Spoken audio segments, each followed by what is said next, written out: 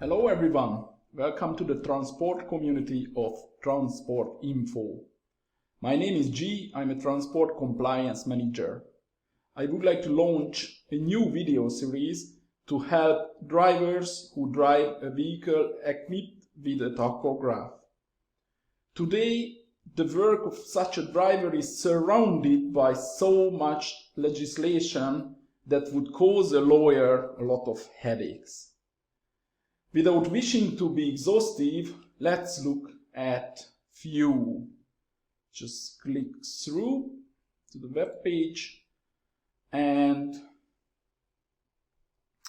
starting with 561 and from 2006, driving and rest times, 165 from 2014, it's the digital tachograph, road transport working law, CPC legislation, mobility package, and the brand new posting directives. The situation is so bad that several associations and the European Union Commission have already issued guides and explanations. Also, tachograph manufacturers provide you with manuals. You can see here those manuals, quick guides, explanations.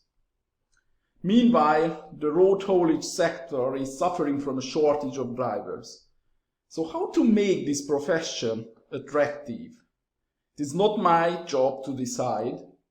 All I can do is to help you to explain the legislation. Because before a driver can start working, he must learn the law, he must understand the law very well and apply the law correctly.